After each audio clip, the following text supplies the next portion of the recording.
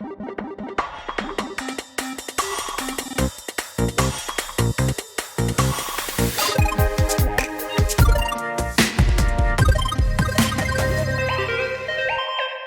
to the Boss Room. My name is Alex Kaz. Tonight I'm joined by my co-host, Shamster. Boom. We're also joined by Imamu All day, All night. and Omie as well. Back again. All right, well, this was a very busy week, so let's get into it. Hype block. Hype block. Okay, well, the very first news category that we have tonight is the Mario 3D World plus Bowser's Fury announcement, which is very exciting. So basically, the Bowser's Fury section is a fully open world area where you can go and eventually become essentially Super Saiyan Cat Mario and fight against Fury Bowser, which is basically kind of looks like Godzilla. So pretty epic, and I'm very excited to try this out. One cool thing is when you get the game, you can actually start off in Bowser's Fury mode, which I probably will do because I've already played Mario 3D World. Did you guys see this at all? Did you guys watch the announcement trailer and that sort of thing? I did. I heard about it, but I did not see the trailer until now. So it looks amazing as usual. I said this last week, Martin, or maybe a couple of weeks ago. 3D World is one of my top 3 Mario games of all time. Again, depending on my mood, but it's up there. I'm actually slightly, maybe 2% less excited just because the new trailer of Bowser's Fury showed me that it's more like Odyssey, which I like, but it's not in my top 3. I thought it'd be more like 3D World, which it is. That's why it's only 2% lower. But I saw the trailer. I loved it. I'm pumped. Definitely getting it. I kind of wanted it to be like a reward after you beat 3D World or do, get certain things. But I'm good with it. Well, you were saying that it was like Odyssey, which I do agree as far as sort of the open world aspect, but the actual power-ups are not anything like Odyssey. They're basically straight out of Mario 3D World, which, it's very cat-focused, which is kind of hilarious and awesome. So I do like that. Yeah, you're definitely right. The power-ups, and I didn't even notice that at first. You brought that to my attention. The power-ups are definitely 3D World, which is one of the reasons I'm still super excited anyway. Even if it was all Odyssey, I'd be excited. Odyssey 2, I'd be excited for it, for sure. But so, for example, I think the art style, the camera angle, and even like Bowser. He's the giant flame-throwing Bowser. epic. Yeah, that was all from Odyssey, essentially. Open world, like you said. Again, it's great. Odyssey is great. That's probably in my top 5 Mario games of all time. That's why I only dropped to 2%, but I'm definitely excited for this game. I hope it's long. I'm worried it's going to be like a tease. It's going to be like 2 hours or something like that. Hopefully it's like 10. I'll be really excited if it's 10. I doubt that, to be honest. It'll Me too. probably be, I'm guessing about 3 hours is my guess. That's good because the more Mario you get, the better. But I'd rather have 10 hours of Mario than 3 hours for sure. Kind of remind me of Sonic the Hedgehog when he turns Super Saiyan almost at the end. Yeah. So I'm hoping that Mario doesn't turn Super Saiyan just at the end only. That is something that you could kind of enjoy a little bit longer than what you got from Sonic, because I just felt like it was just such a tease, and then once you became Super Sonic, the game is pretty much over. You just kind of like blast through all the levels and it's done. So I hope that Mario, you're able to experience that massive scale of his and really enjoy it. Let me ask a question. This is probably a really dumb question, but I'm going to ask it anyway. What is Super Saiyan? Is that what you're saying? Super Saiyan? I don't know what you're saying. Super Saiyan is from Dragon Ball Z, so it's like what Goku turns into. I'm not into Dragon Ball Z, but I know that. Okay. I don't know that. I'm not into Dragon Ball Z. It's kind of like when you turn all gold and your hair turns gold. That's like another level of power that you have. So I just use the reference. To Imamu's point, I do think that would be awesome if you could experience that mode multiple times where it's not necessarily the only everything leads up to it and then it ends there, where is maybe you can unlock it earlier on and there's one boss battle where he just sort of goes back into hibernation or something like that. Right. And then you do it again. But I guess we'll see what happens with that. Yeah, we'll see how they do. But whatever Nintendo does, we know that we'll have fun with it. So Yeah. yeah, they definitely know what they're doing. Yep. Agreed. Omi, you got any thoughts on this? So yeah, I mean, I really like the art in this game. It's really colorful. It's classic Mario, but it's like an updated version, and the fact that they've added that section of Bowser's Fury, I think gives the game a cool twist. I also like that it's a free realm, so you kind of like go in there and kind of explore yourself and see what the world's like. So yeah, I'm pretty excited to play this. What's that? Is it Splishy or Splashy? What's that thing's name where you get to swim around on it? I love that thing. Plessy. Plessy, Lexi, yeah. yeah. I love that thing. The water slide level in 3D World. I don't know. It's not a water slide, but it feels like one. You're flying down, there's like waterfalls, and you're jumping around and splish splashing. I love that. So I'm excited. I'm glad that that's essentially the vehicle that gets you around the open world. It seems like it, at least in the water parts. One of the very exciting things about Mario 3D World proper, that game, is they've added online multiplayer so we can all play this co-op. So I'm very Yes. excited to try that out. And that means every one of you guys has to get this game so we can all play this online. Yep, Yeah. definitely. When I play Mario, I typically play single player just because I love it so much. I like to get immersed in it, and I just like to play it straight through. But I know New Super Mario, that line was sort of that series was sort of chaotic a little bit when it had the multiplayer. I didn't play this one at all, maybe a little, but I don't remember. With 3 or more players, I might have played 2. But do you know if it's chaotic? Is it doable?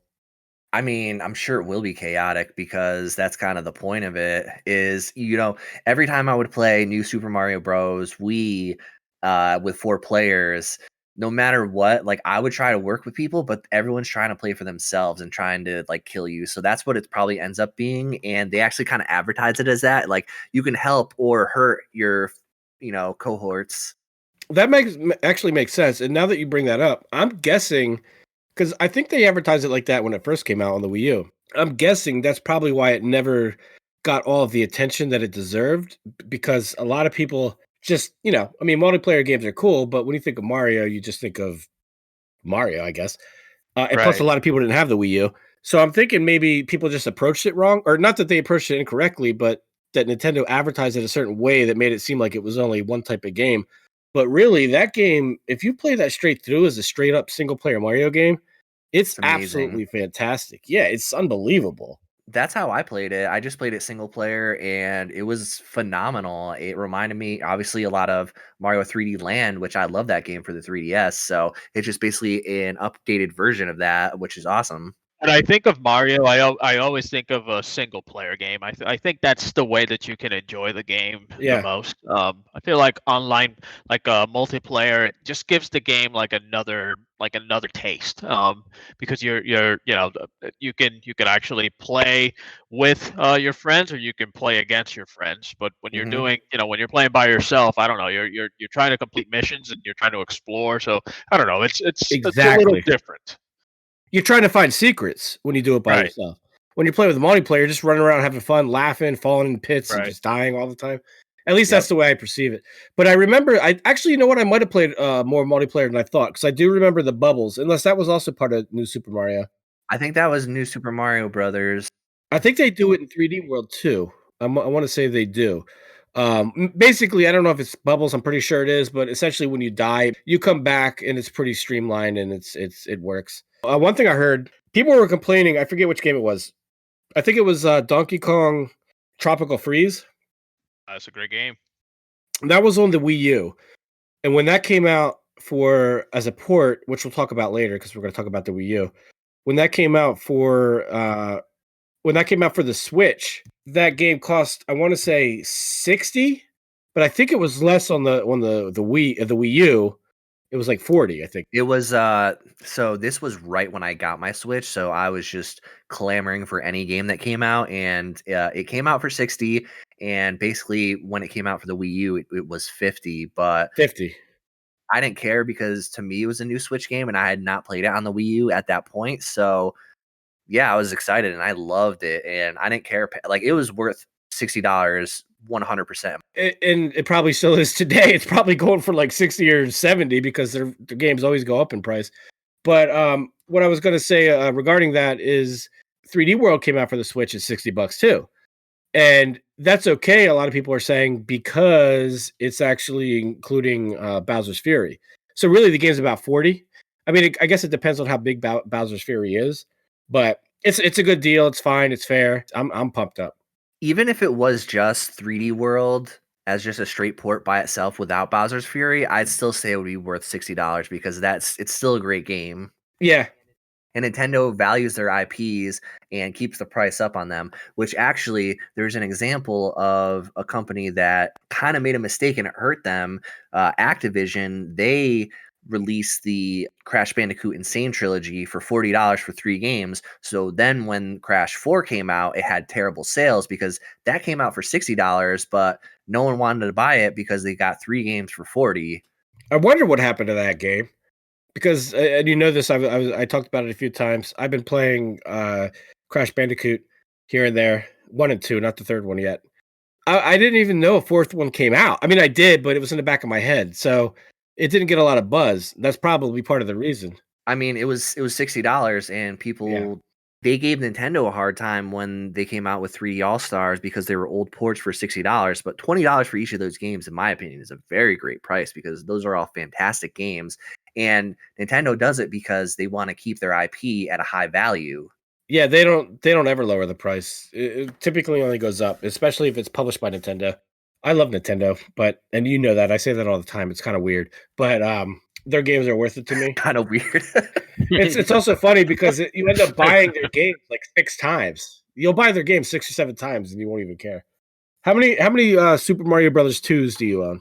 Wait, Super Mario Brothers 2. Let's see. I have the NES cartridge over here, but that's displayed. I have it on the NES Classic. I have it for the NES Online, which I pay the annual $20. I have it on GBA? yeah, so I have it on GBA, and I also have it on my Wii, which I bought back in the day when I had my Wii. There you go. So you have it like 5 or 6 times. So yeah. Oh, I also have it on my 3DS. Probably That's a lot. probably somewhere else too. You'll probably think of another one. That's just Mario 2, which is my least favorite of the NES games, but it's still amazing. Well, that's why I brought Super Mario 2 up randomly, not just because it was your least favorite. I didn't know that, but just because it's not 1. I don't know, because 1 is kind of 1. But yeah, that's interesting. But yeah, so that kind of proves my point. I mean, literally on my desk, I have my 3DS, which has it on there, and then I have the box, which I was using as sort of a display piece for an unboxing, which has it on the NES Classic. So that's 2 just on my desk. And did you ever beat it? Of course. All right, I was gonna say if you have like 9 copies and never beat it, then that's a problem. Oh no, I beat it on the Wii, I beat it on 3DS, I beat it on the GBA. Like I'm definitely playing it. So Okay. couple more news items in regards to the Mario information. There was a new Mario Special Edition Switch that was announced. It looks amazing. I will say that. It's a red colored Switch. It has a red dock. It has the red Joy-Cons, and the Joy-Con holder is blue, so it almost looks like it's the suspenders that he has on. It looks good. It looks amazing. Yeah, it looks amazing, and I will probably pick it up. I love it. Do you have a Switch already? Yeah, I have a Switch, but my son uses that most of the time, so I will get this one for me. And it's gonna have a better battery than the original. Did they actually confirm that they changed the battery? Yeah, The newer one did. The newer one. Okay. but Imamu, the one you have is actually technically worth more because since we have the original versions, Mhm. they're worth more because they're actually able to be hacked currently. And that's the chip. I think the chip, they weren't able to patch it, so they had to Yep. change up the chip. Yeah, that's exactly what they did. Was they changed the Tegra chip to use the Marico chip after that. Cos, what I was gonna say is I thought of you because uh remember when I got the red skin for the Switch Yeah, dock? yeah. It actually came out pretty good after I stuck it on there. And I paid like $10 for it on eBay. And it's really, really nice. And I thought it looks cool. And then I'm like, oh, well, I really like that Mario edition Switch. But then I'm like, but I got that sticker skin on there and it looks just as good. So if I did it, I would be doing it just for the Joy-Cons and the blue, which is obviously better than the sticker. But I wish the sticker didn't look as good because then I maybe would even consider upgrading my Switch, but I'm not going to do it. Carrying case is really cool. Red with a blue Blue on and the other the side. yellow zipper. Yeah, it's actually really, really cool. And the Joy-Con attachments where like Yes. those also have like the yellow thing looks like a coin, which is really cool. Yes. Oh, that's what that is. That is brilliant. One of the game cases I have is a question block. It would match. It seemed like it would accompany the new Switch really well. So I actually do have the red Joy-Cons that it came with because those came with the Mario Odyssey 3DS. I didn't actually get that, but I imported the red Joy-Cons, which are the same color from Japan via eBay, and I paid the price of normal Joy-Cons, so it was the same price, and Gotcha. those look amazing. And I actually got the box for the Mario Odyssey Switch, so I don't have actually the console, but I have the box for it, and it looks amazing. So I was just going to ask you about that. I wasn't sure if it was like a Wii box or the Switch box. no, it's a Switch one. How much did you pay for that? Was it a lot of money or was it reasonable? No, it's like no more than $20, I don't think. Really? That's not bad. Yeah, it's cheap. I mean, I also have the Switch Lite, the Pokemon Zacian and Zamazenta edition. That looks amazing. So that's why, I mean, I'm not going to pick up the Mario Switch because I already have a Switch and I pretty much am the primary user of it, other than my wife who plays Animal Crossing on it. But I also have the Switch Lite, so I've actually kind of been going back and forth between the two. So I really don't have a use for another Switch at this point. So a couple more notes on Mario 3D World. There are amiibo that are released, and they're also reprinting the Bowser Jr. and the Bowser amiibos. So those will be coming out. I actually went today to GameStop to try and pre-order the game and the two amiibo that were coming out. And unfortunately, I did pre-order the game, but they would only let me pre-order the Mario amiibo. They said the Cat Peach amiibo was only available to be pre-ordered online, which was kind of weird, but I mean, I don't know. I'll just probably order it and pick it up at Target. Why don't you just order it from Best Buy like I did? Well, Best Buy is like a half hour away from where I live, and Target's like 10 minutes away from where I live. But they'll deliver it to your house, won't they? I want to get it when it comes out, though. I gotta film that unboxing, bruh. Yeah. Well, then if you wanted to do that, get real street cred, you got to do it 2 days in advance. Any final thoughts, guys, on Mario 3D World plus Bowser's Fury, other than just excitement? I want to play That's it. all you can really put out there is just the excitement and waiting to see it launch. When is the launch date, actually? Like February 12th or 11th or something like that. February 12th. February 12th. It comes out with the new Switch. Ooh, see, Nintendo is so devious. 2 days before Valentine's Day, they know a lot of people are going to start arguing. This is horrible. So on Monday, Disney announced Lucasfilm's games. Now, there wasn't really much that happened on the first day that they announced this. There was just a sizzle reel that they put out that had all the current games that are out there, the Battlefields, the mobile game, the online game, also Jedi Fallen Order. So they put out a sizzle reel that showed all that. The next day, though, we found out that the EA exclusivity deal is over because Star Wars announced a game with Ubisoft.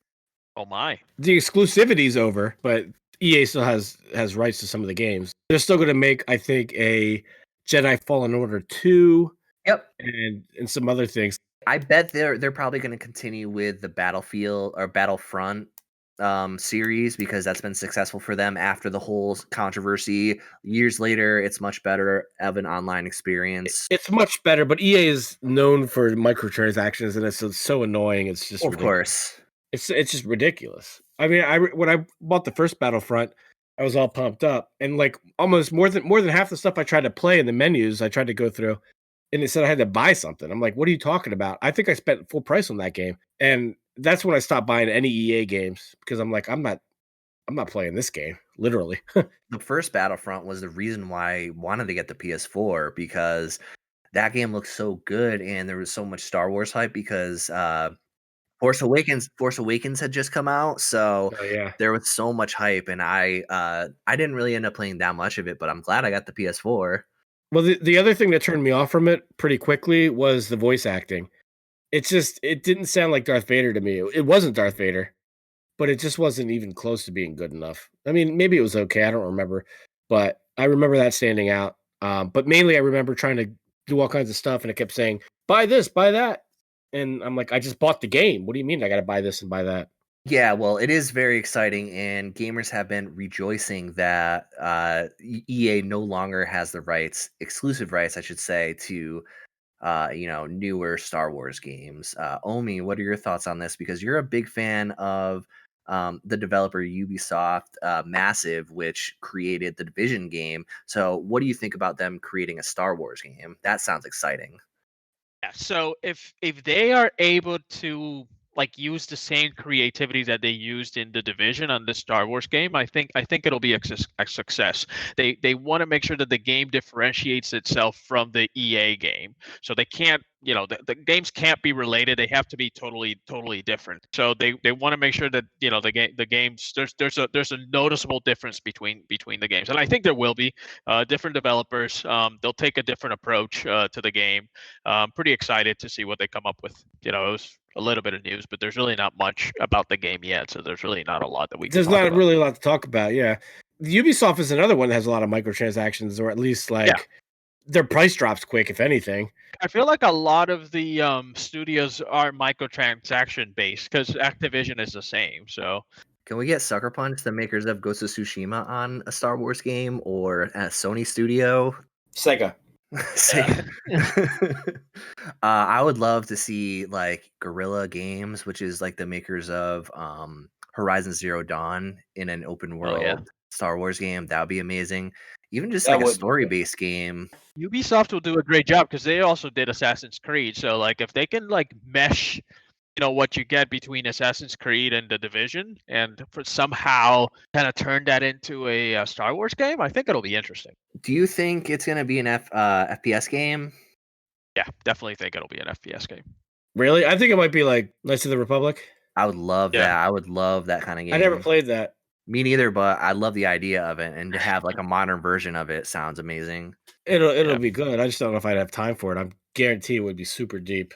So working with the original writers, so that way the diehard fans will be satisfied with a storytelling. So if you actually focus and work with maybe even the Disney shows with a game, I know that that's usually faux pas. You don't want that, but if you actually work with the original writers and maybe even the actors to come out with an amazing game with Mandalorian, maybe years before he meet Yoda, I think that would be such a great game. And then afterwards, you can continue to watch the show. I find that fun. Even when the Matrix launched, I know it wasn't a super great game, but the story was there and you needed to watch the Matrix. I mean, you needed to watch the movie as well as play a part of the game in order to understand the next chapter of the next Matrix movie. And I thought that was an amazing way of doing things. And if they did that with the Star Wars franchise, I think it would be such a hit. It's especially with the Mandalorian, and I think this is a prediction, semi prediction. I think they got to milk the Mandalorian. They're going to milk the Mandalorian because they're going to make a lot of money off of it. But it's also a good story. It's fun.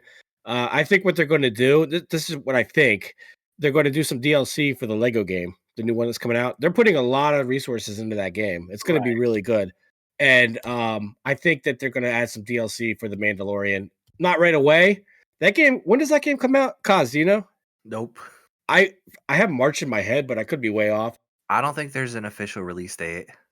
We'll see. But whatever. They're going to come out with some kind of Mandalorian content for something, so it's going to be fun. It's going to be Or interesting. even do Boba Fett right now, and just show us a little bit of what's to come by playing the game. I think that would be very fun, and it would be great for Disney because you really want to find out what happened. And playing the game, you'll end up finding new tidbits. So I actually think that's kind of why this Lucasfilms game thing happened, was because they were obviously not very happy with only working with EA, because the Right. Battlefront 2 controversy when that game first came out Yeah. was literally the most disliked post on Reddit of all time at that time. So Yep. they were not happy about that. And basically, I mean, obviously, they somewhat redeemed themselves with Jedi Fallen Order, and essentially, they're given the opportunity to continue to make games for Star Wars. But Disney's like, yeah, nah, you're not going to do this exclusively. We're going to try and make more money elsewhere, because I think they will incorporate the Mandalorian in a game, hopefully in a couple years. Hopefully, right. It'll be interesting to see if any of the major publishers like Sony, Microsoft, or Nintendo comes to Star Wars and says, okay, we want to make an exclusive game for our console, because I could see that happening. Definitely. The first Star Wars games I played were on the SNES. Super Star Wars, Super Empire Strikes Back, and Super Return of the Jedi. I think that's what they were all called. And I love those games. They're still good. And I would love to see that happen, but who knows? It's Star Wars. All those licensing rights are all tied up, and it's all about money, obviously. And you got Disney playing the game, and EA playing the game, and Ubisoft playing the game. Those are all major companies that are going to play the game. So it's hard to predict, but it's going to come out. It has to. If they're smart. And They they have to be. are. They wouldn't be Disney, Ubisoft, and EA. Yeah, I mean, Disney definitely wants to make a lot more money with Star Wars, and they haven't been necessarily doing a great job in regards to the movies they've been releasing, because those haven't been as successful as they probably would have liked. Commercially, I still think they were good movies, but commercially, they didn't make them a ton of money. Yeah, no, I agree with that. But I think they see this as an avenue to make a lot more money with the Star Wars IP, which Yeah. I hope they just make a million games. So, because I love Star Wars lore, and if there's a game that suits me that I love, why not? Why not try out more Star Wars games? There's nothing wrong with that. Yep, just be prepared for a whole bunch of microtransactions, because that's what Ubisoft Yep. does. Yep. And also be prepared for the price to drop within the first 3 months from like Wow. $60 to $30 Yeah, no, that's Ubisoft.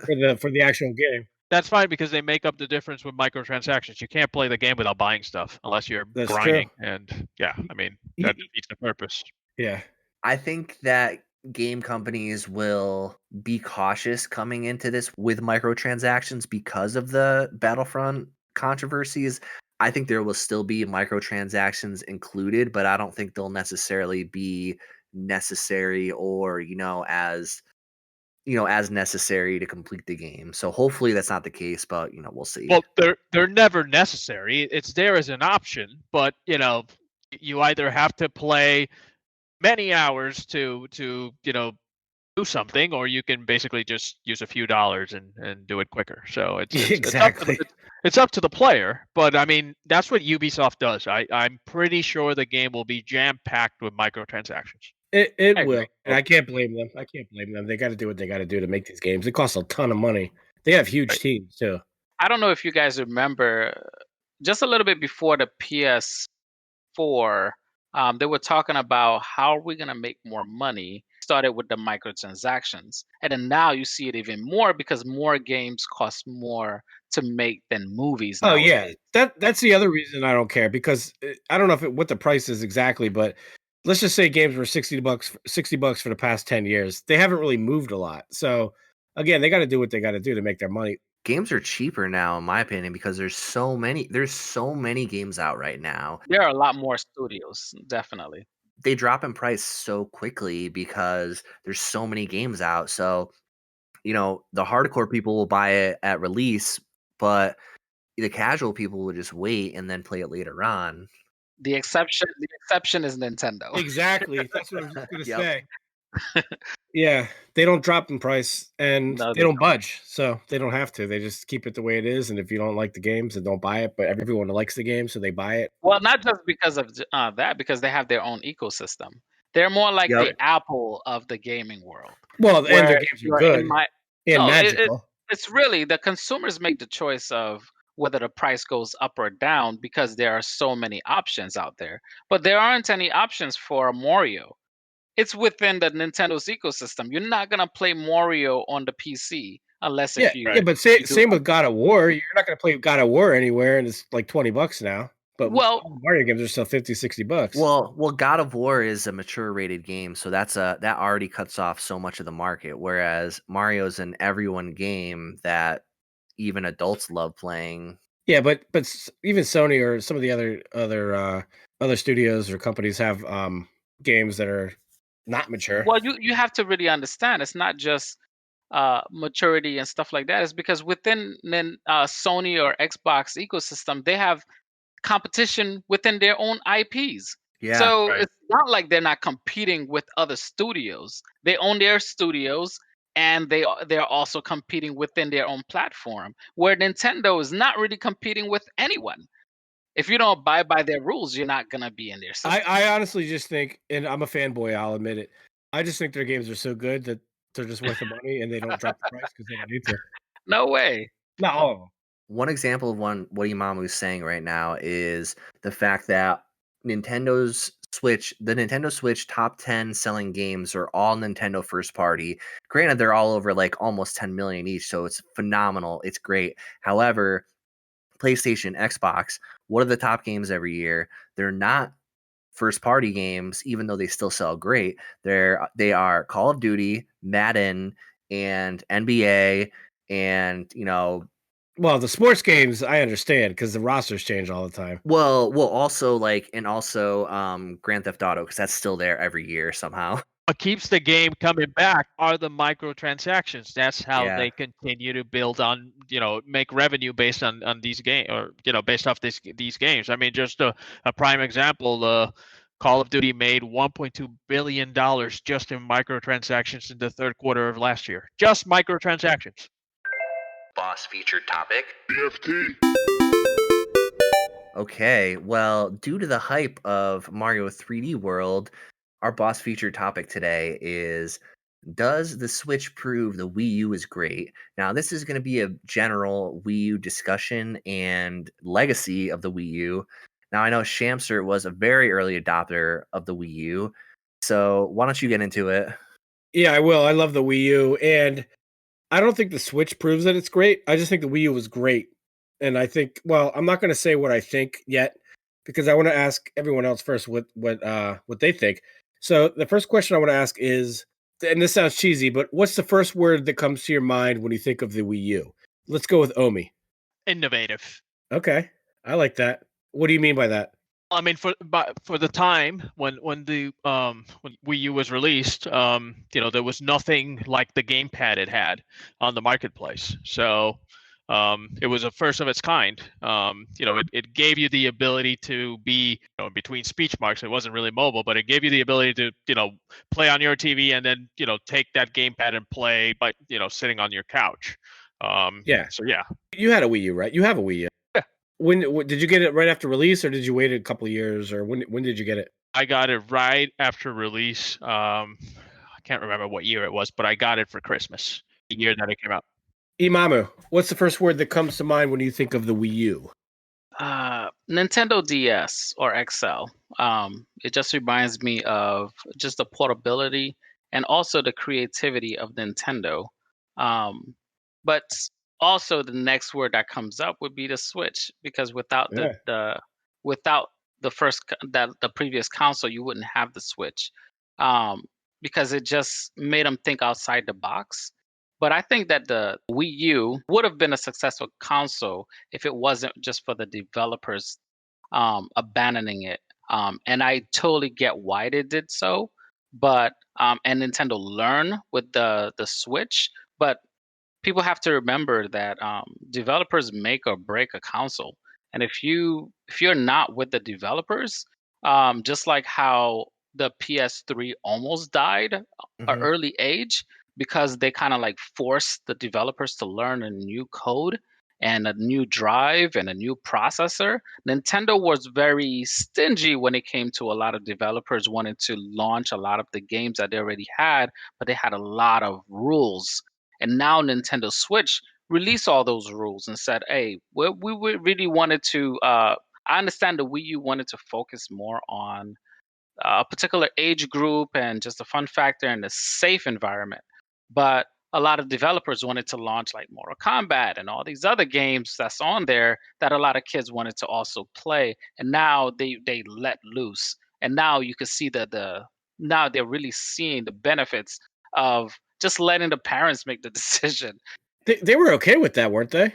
The third parties didn't want to do it because it maybe Cosmos, but because it was either too hard to develop for, or because it wasn't going to make them enough money because not enough people had the Wii U.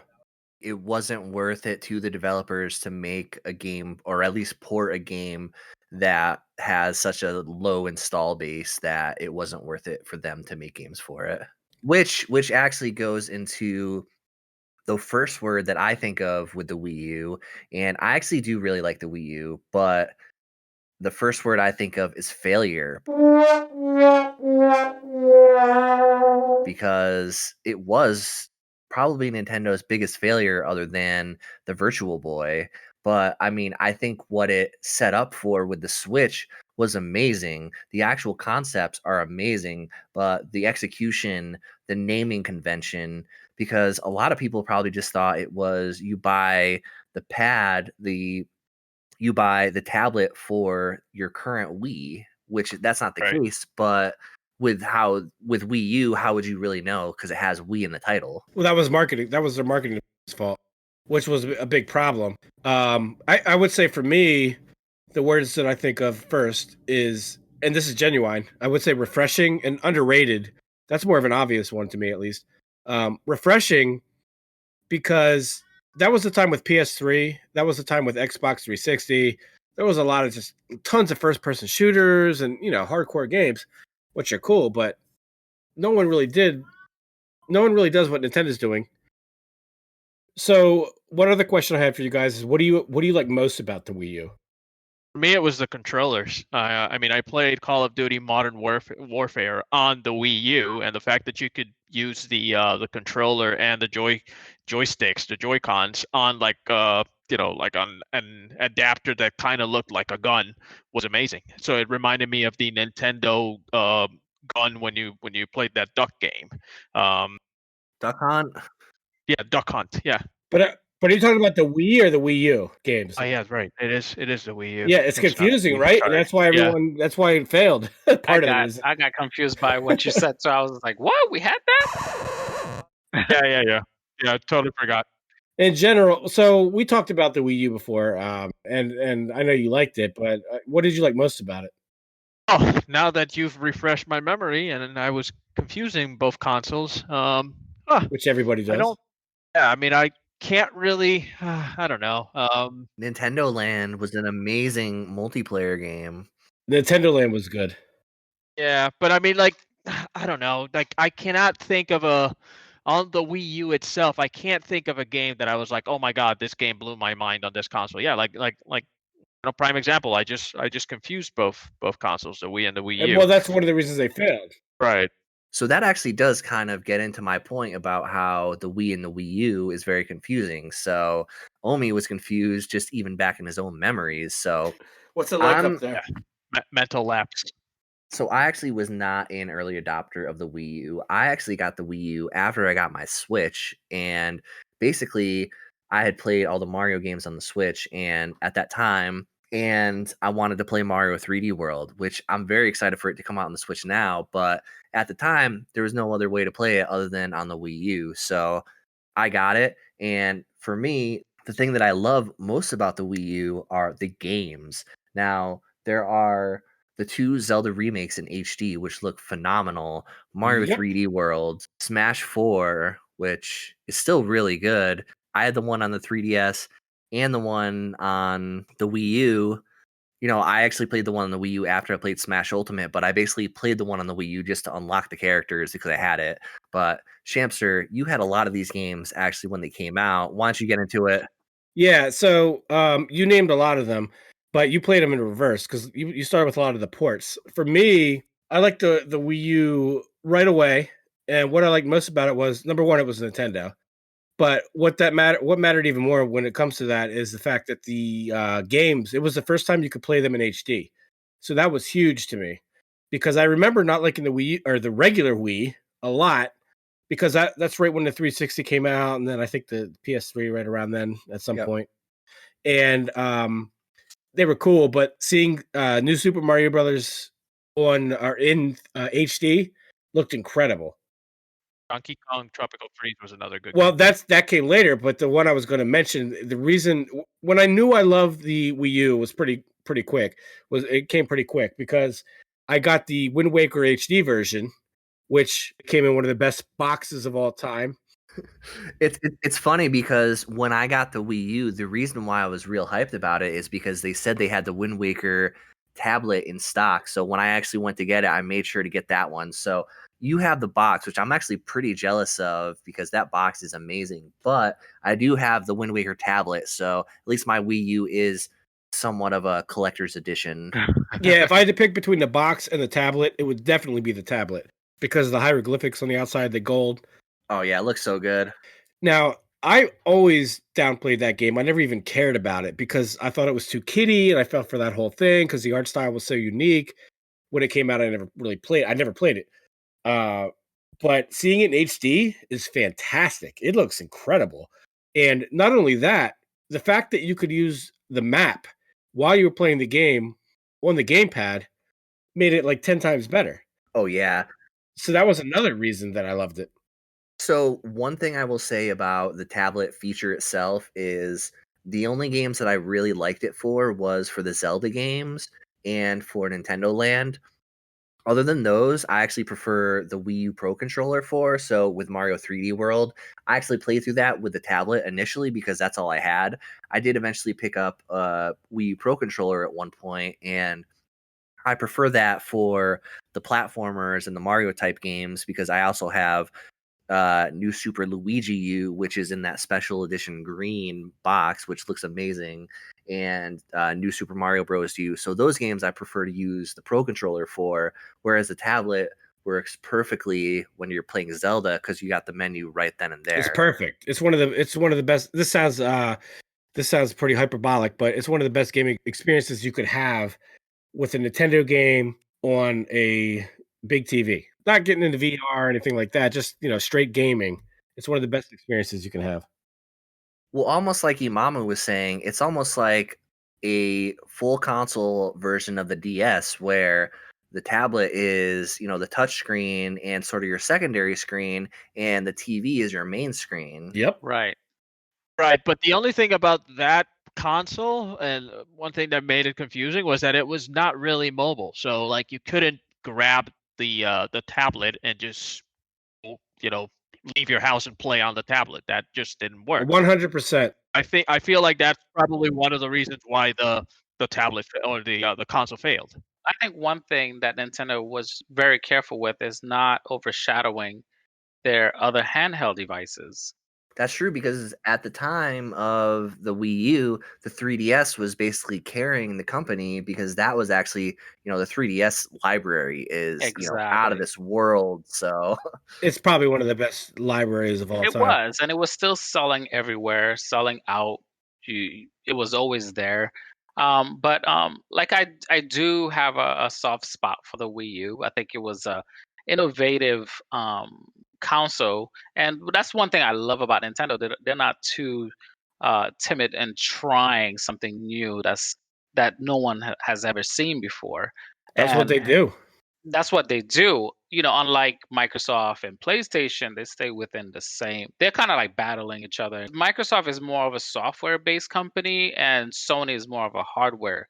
Nintendo is they're both. pretty much they're both, so they can experiment and deal with their own in-house software and make sure it just works on their hardware. And the fact that the Switch worked as well as it did, and I've never lost connectivity issues. Like, One surprisingly, in my house, this thing just worked. I couldn't believe it. Like, I was on the stairs, and if your wife or your spouse want to use like the television, you could still continue to play. And that was Oh, one thing yeah. that they were touting quite a bit, you know? So one funny thing Imamu was saying about, Nintendo working with their hardware and software is they're able to make their games very, small as far as file size. And it's funny because there was this article about Mario 3D World plus Bowser's Fury being almost twice the amount of file size as the first game, but it was only like 2.7 gigs on the new game, which is Yeah. hilarious. That's the controversy. And Wow. that's a big deal for them. They don't release their secrets for that. I mean, they shouldn't, and why would they? But that's one of the things that you don't think about that keeps them at the top because they're able to compress game file sizes to extremely small sizes, and for what you get, it's part of the graphic style that they use. But anyway, backing up, one thing I wanted to definitely chime in on.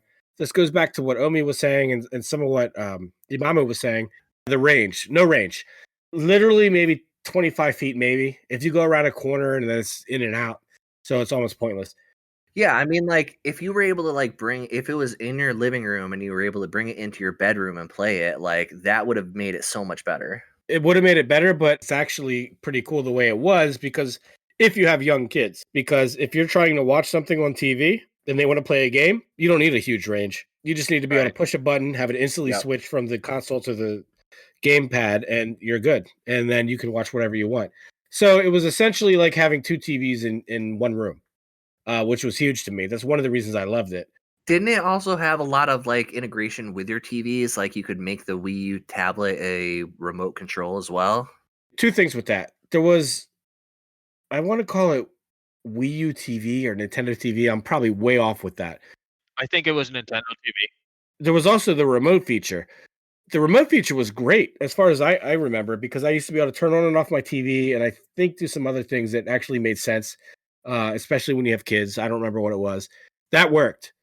The TV component or the TV part of the whole software failed. That was supposed to do some different things where you could watch your actual services, I think, on your TV, but it didn't work out. They canceled that. But again, that's where it gets confusing. It's like you have the TV remote, the TV service, like the Wii U and the Wii, and it's just there was so much stuff about it that they didn't explain clearly. It didn't catch on, but it should have. I think all the systems that are mainstream, at least, are great, but Wii U was one of my favorites. Well, one thing I think that game companies are straying away from, which I agree with, is sort of the whole TV integration and the cable integration. I know Microsoft was doing that with the Xbox One Yep. and that sort of thing. I think it's better to sort of leave those separate. The direction they're going in now is obviously much better and they're selling it a lot better, but I think the Wii U had a lot of great ideas. Yeah. If you had to sum it up, I would say that what killed the Wii U would be failed marketing. It was really confusing at first. I think they just showed the controller. They made it look like it was a controller for the actual Wii console. The console was the same. The consoles were the same. They looked the same. So like the only That's thing true that too. differentiated them was the gamepad. So that's what they had to market. But yeah, they didn't do a good job of actually explaining that you actually had to buy the whole thing and not just the gamepad and use it with your old Wii. That and no third party support are the two biggest Right. ones I would say that killed it. Well, the Wii U is technically bigger than the Wii, but it does look very similar. I think if they actually lasted longer, I could guarantee you they would have launched a range extender. And one thing that was disappointing for me was that you couldn't buy another screen. So if I wanted to play another level with my kids and stuff like that, because not everybody want to just watch the television to control it. I think everyone was fighting for the gamepad, right? And if you say hack it, then that's not a feature. Yeah, That's exactly. I totally agree. I actually do want to bring up a couple more exclusive games that the Wii U currently only has that have not been ported over the Switch. Yoshi's Woolly World, That's good. fantastic game. Well, so that one, I don't know if it will be ported over the Switch because they have Yoshi's Crafted World. They're not porting that over. It's kind of a similar game. They Yoshi's Woolly World, there is a 3DS port of it. It's obviously not as good graphically, but I'm sure it's a comparable version. But that game is amazing, and I had so much fun playing that. I played through that and I beat it. It It's was good. great. Let's see. Well, NES Remix Pack is exclusive to the Wii U, and this is the physical copy of NES Remix 1 and 2, which both Shamster and I have, and it's a fantastic, amazing game on the Wii U. Is part one exclusive to the Wii U or no? I think they're both on 3DS and Wii U, but I think the only physical version is on the Wii U that includes both packs. I could be wrong. Yeah, we're getting into weird territory too when we talk about exclusive because like Wonderful 101, that's now out for the Switch. I mean, Nintendo Land's an exclusive. Yeah, that's definitely exclusive. Star Fox Zero is an exclusive, which I got at Five Below, and I believe Shamster got it at the same time that I did because I let him know about it. Exactly. And it's still new in box, and I'm never going to open it. Oh, I opened mine up. I played a little bit, but I do want to get into that at some point. But, for now, it's fine. I'll just leave it in the box. my favorite game for the Wii U that I really enjoyed. I know it's not a Mario thing, But Splatoon, that Oh, I I played love that game. so much with my kids. I've been telling Kaz to play the sequel, and that's better actually. I got both of them. Just play part two. Just play part two. That's all you need. Well, I will have to play. Like I said, I have to play it this weekend for the Splatfest, so I'll get into it a little bit. But It's better than part one though. To be honest, Splatoon 1 could have easily been ported to the Switch. You know, it was just like one of those money grabs. I think they just did an update. It's a 1.5. It's a 1.5. Yeah, it was a 1.5. I wouldn't have called it a 2. I think if that IPO was very nice to the consumers, they could have easily ported over and say thank you and just do an update. But I was really upset when they just said, "Oh, Splatoon 2." And The graphics are better. not really. They are better. I wouldn't say it was like way up It's there to not the way point better. where you needed to pay an extra amount of money. I don't think it was worth it. And my No. kids totally agreed. They said, "Wait, It's better. yes, they added more features, but I don't think that constitute as part 2. That should have been uh just an add-on." Yeah, I agree. Single player game is the best part of part two when you're comparing it to part one, because the way they treat the levels, each level gives you a different weapon and it trains you how to use it. And it actually comes in handy later on when you actually play the online game. So that's a big deal, because in the first one, I forget exactly, but it was kind of like the same weapon, or you could use the same weapons, or it didn't really. Each level in the sequel is An focused on. add-on. That's all you're telling me are add-ons. It's a better add-on. It's an add-on for sure, but it's definitely better. Like without a Okay, doubt, it's I better. don't disagree that add-ons are great, but I don't think it constitutes as another game. The graphics, yeah, they probably enhance the color a little bit, but I I agree with guarantee you. you the developers did not have to do that much work to port it over and just call it part 2. No, I agree with you.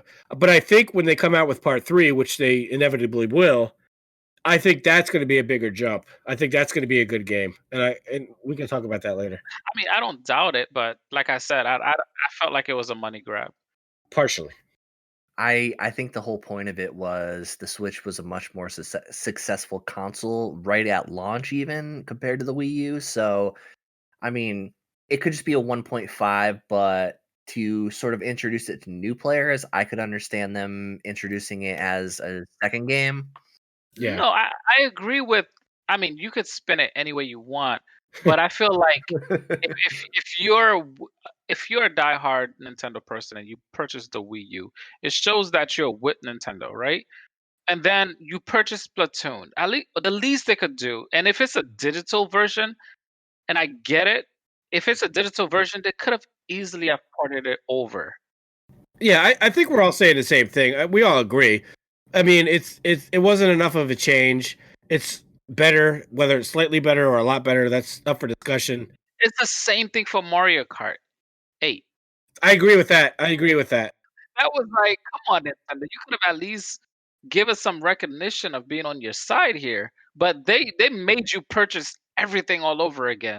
It was just so bad in that way. So that's a big downside I would call.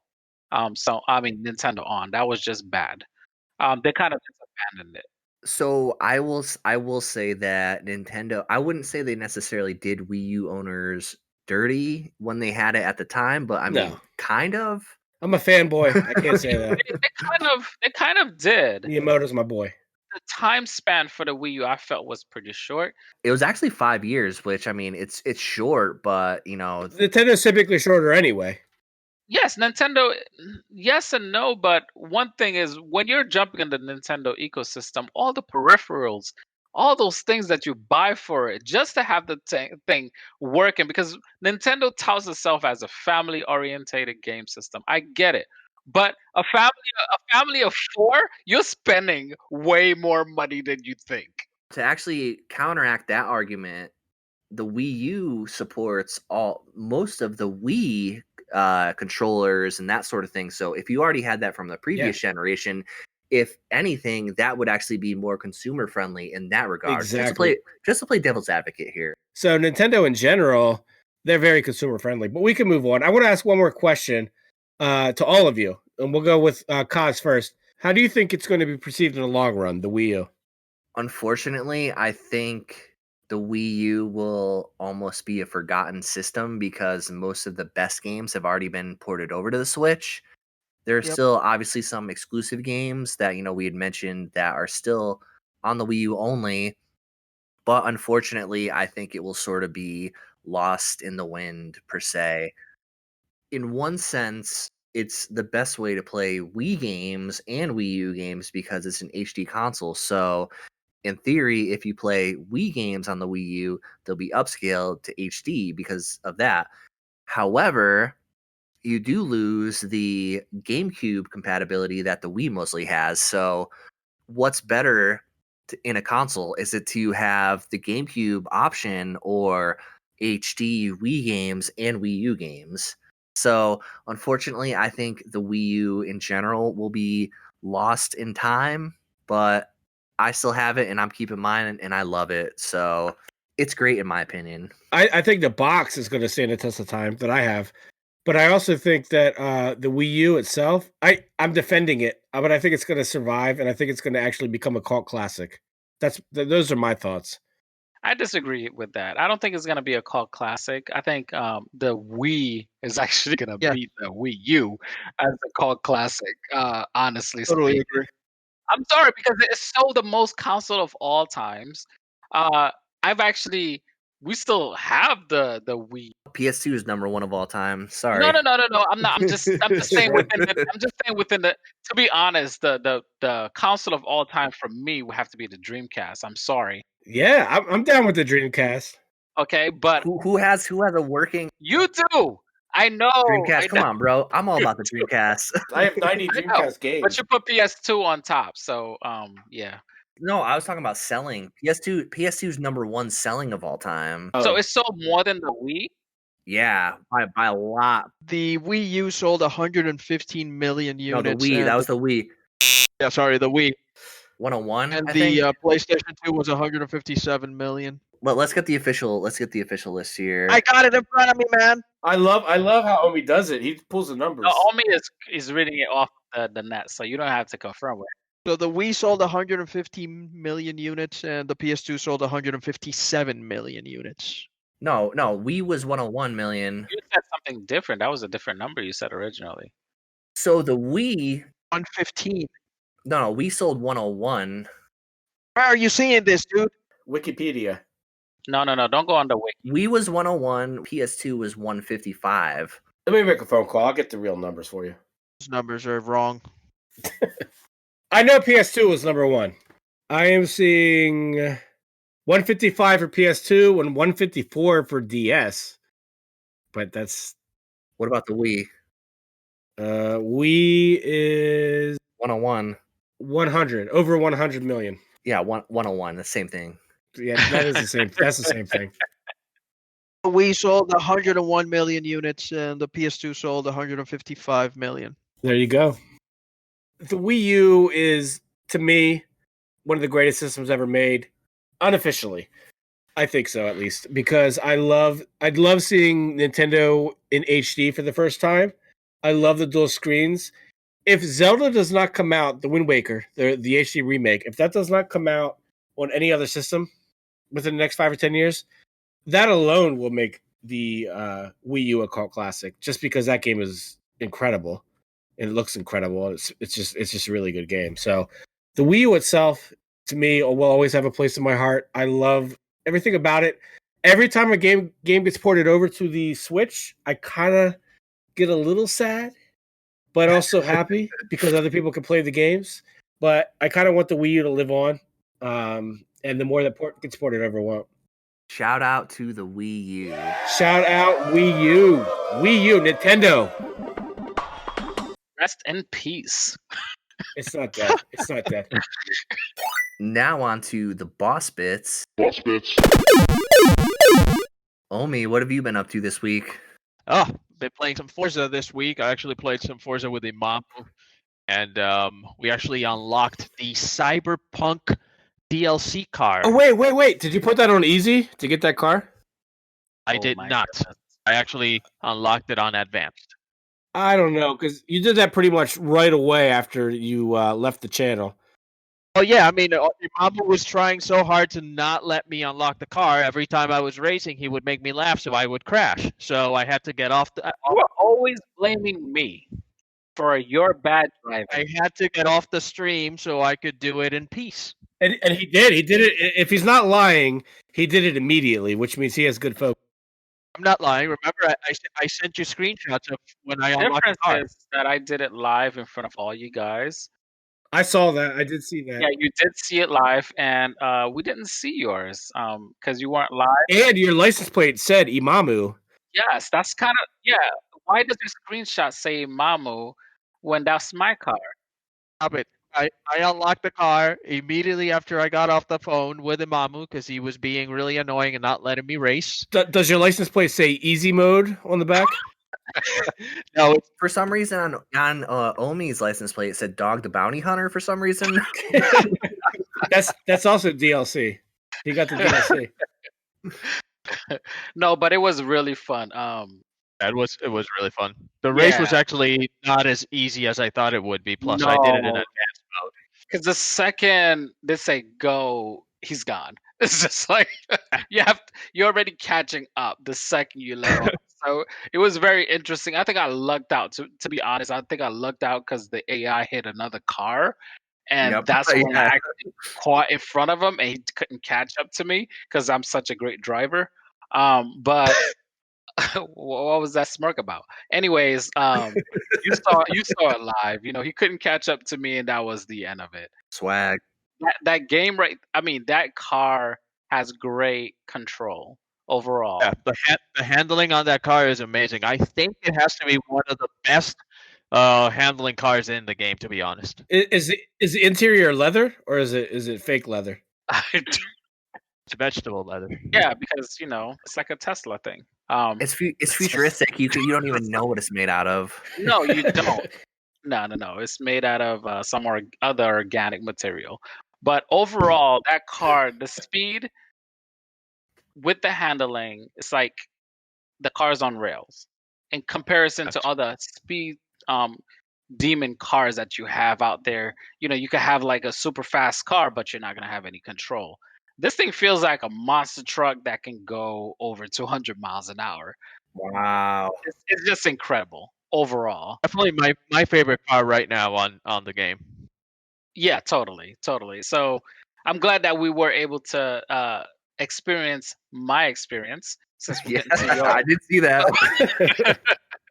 Did you guys have the chance to play Ori? I know Omie downloaded it, I think, didn't you? No, I bought the game, but I haven't played it. And I know you were intrigued by the art style. Imamu, did you play it at all after we talked?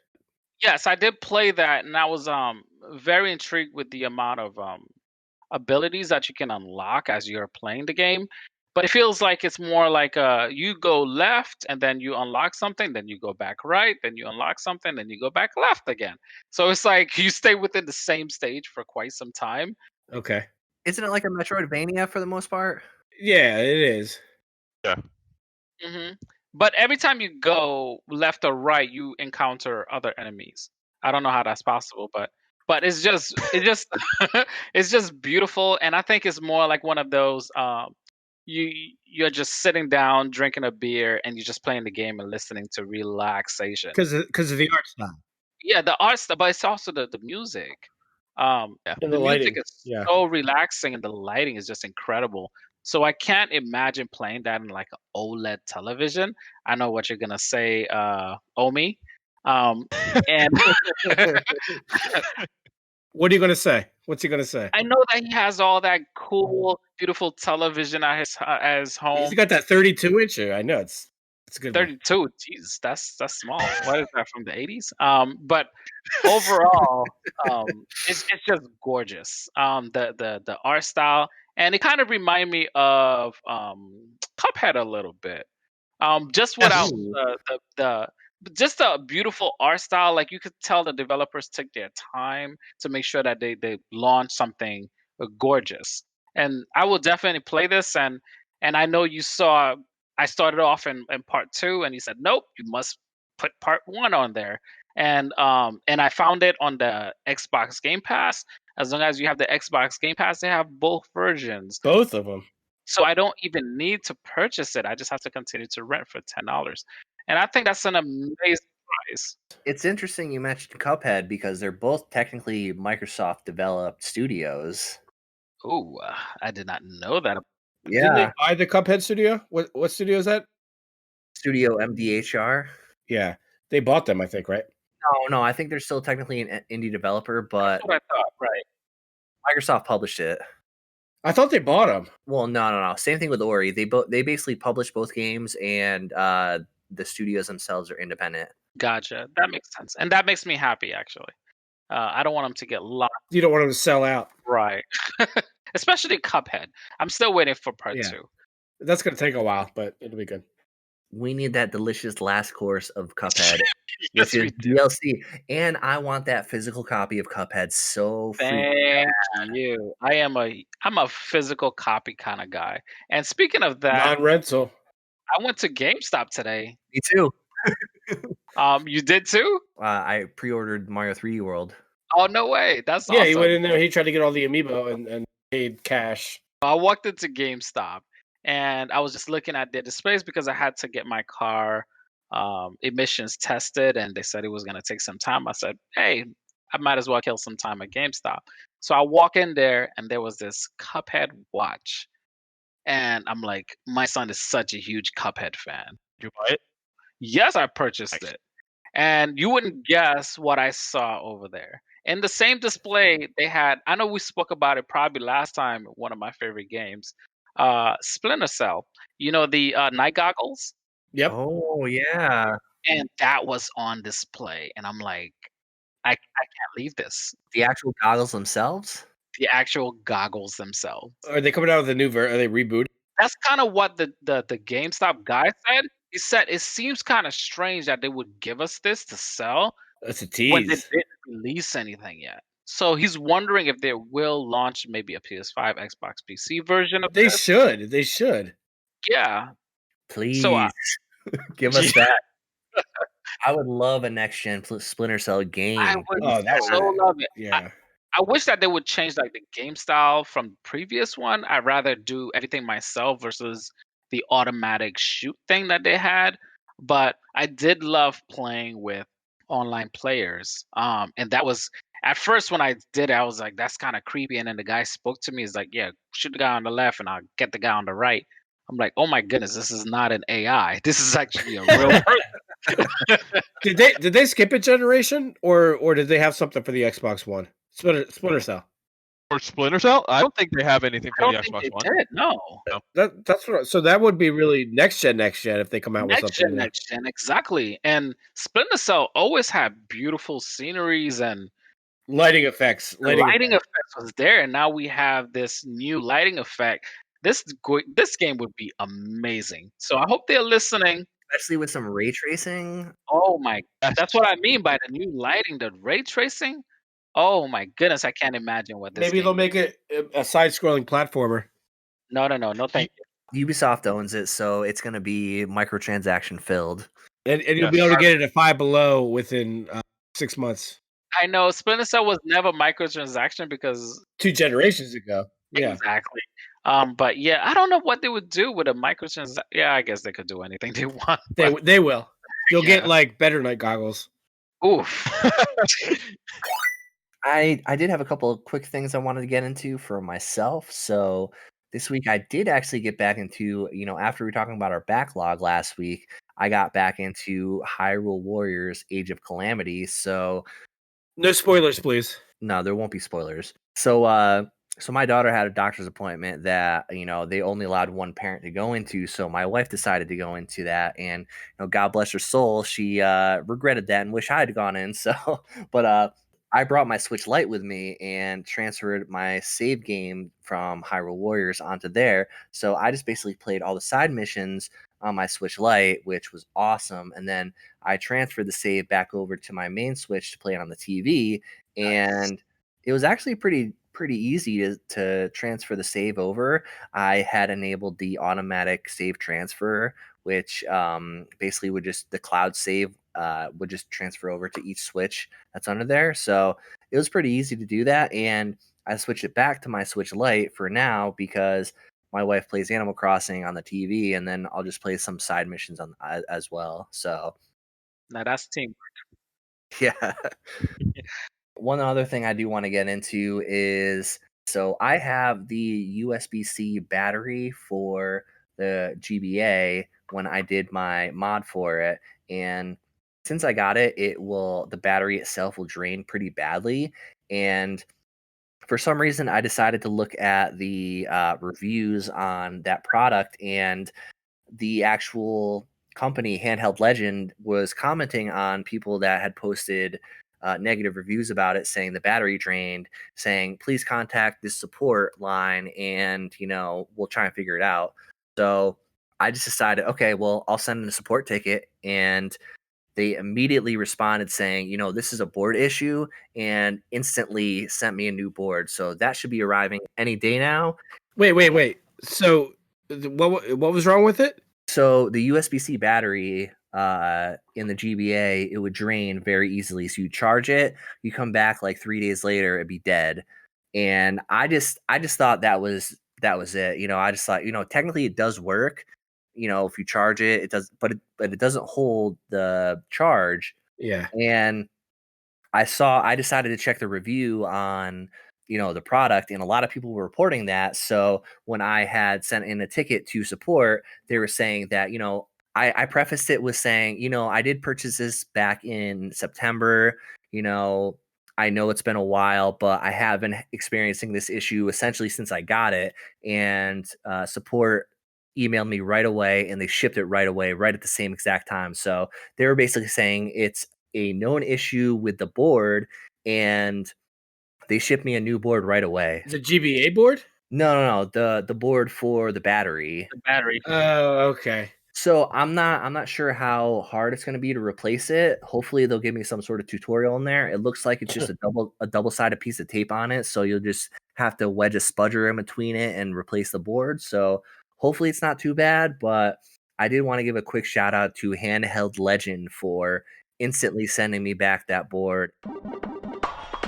I should be getting it any day now, and hopefully that should fix the issue with my modded Game Boy Advance that has that rechargeable battery in it. So Yes, big shout out to them, definitely.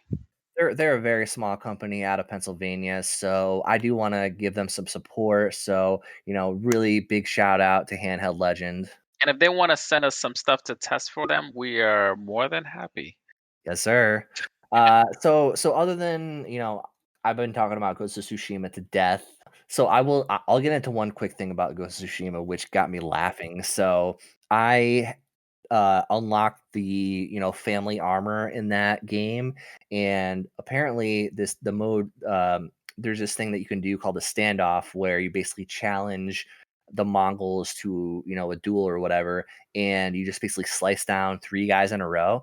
So with this armor, you can actually slice down 5 guys in a row. So I did that once, and then if there's any guys left over, sometimes they get scared, and this guy was running away, and I was like, I'm gonna shoot him down. No, he's not getting away.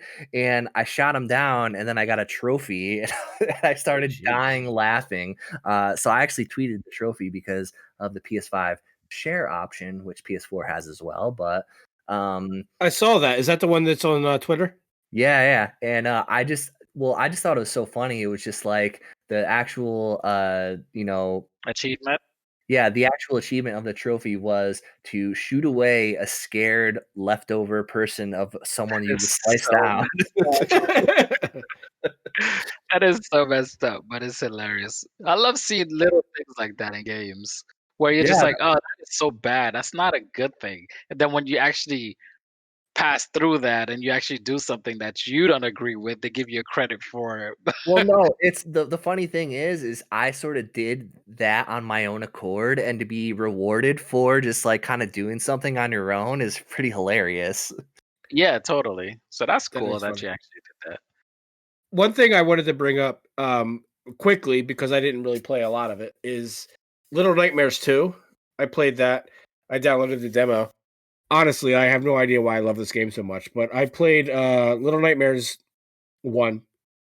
I had it for a while, and I started playing it quite recently, and I really liked it. And then I beat it. Now I want to get the DLC. I want to get the add-ons. So Little Nightmares came out around 2017. I think maybe April 28th, 2017, initially. God, I just kept up with the exact month. He was just guessing the It's a year. really good game.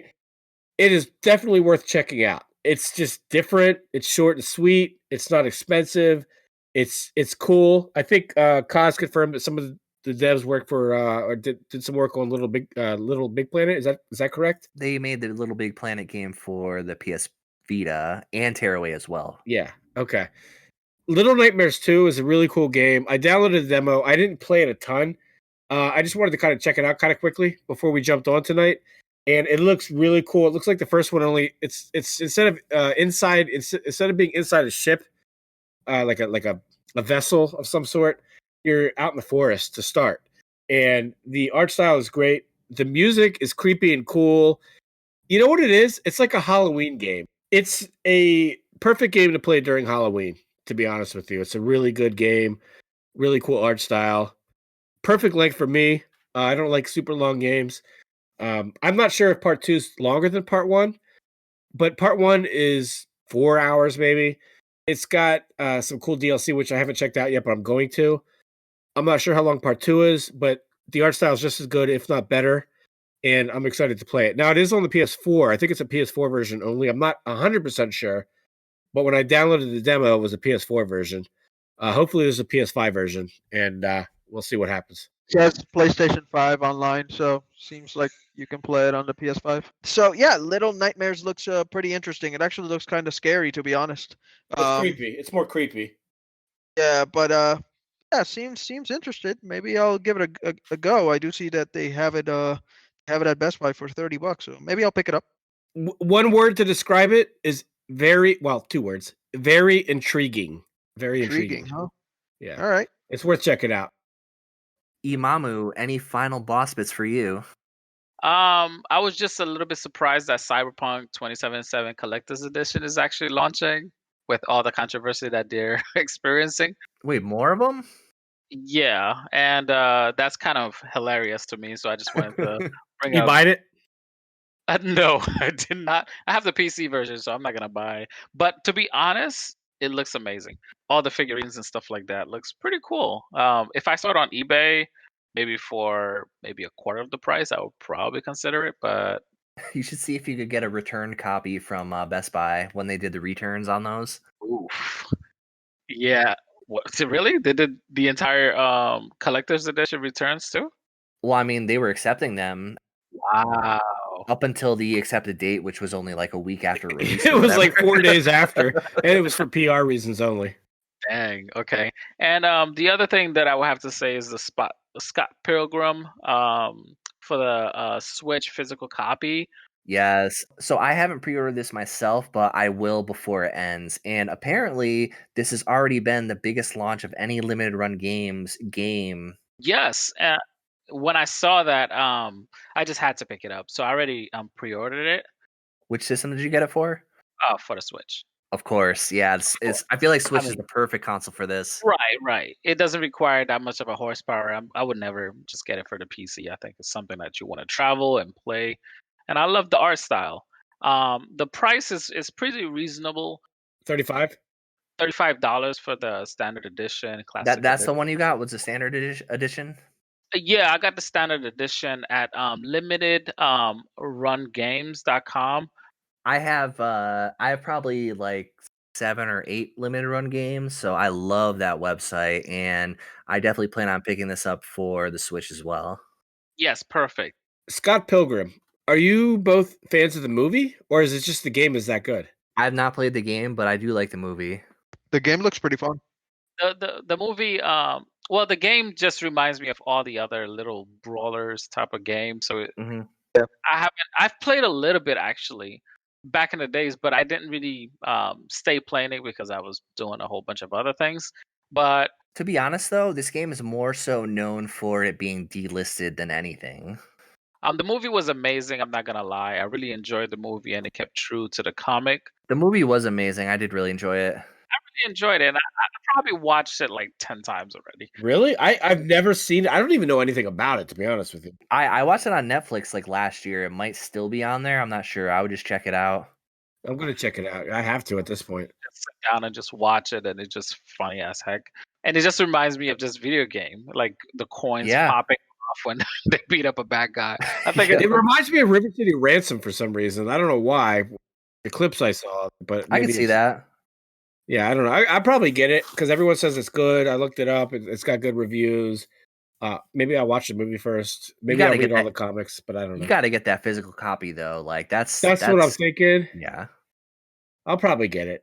It's not that Yeah. expensive. If It's 35 it's bucks. It's fine. well, yeah, and it's on pre-order for over a month, so you have plenty of time to get it. Yeah, I got time, but I'll just probably do it like within the next few days just to make sure I don't have to worry about it. Thank you for listening to the Boss Room. My name is Alex Kaz. Thank you to my co-host Shamster. Boom. Thank you, Imamu. all day. All night. And thank you, of course, to Omie. Of course. You can find us on Twitter at @the_bossroom, and you can find us on our YouTube channel if you search the Boss Room. Thank you and have a good night. We out.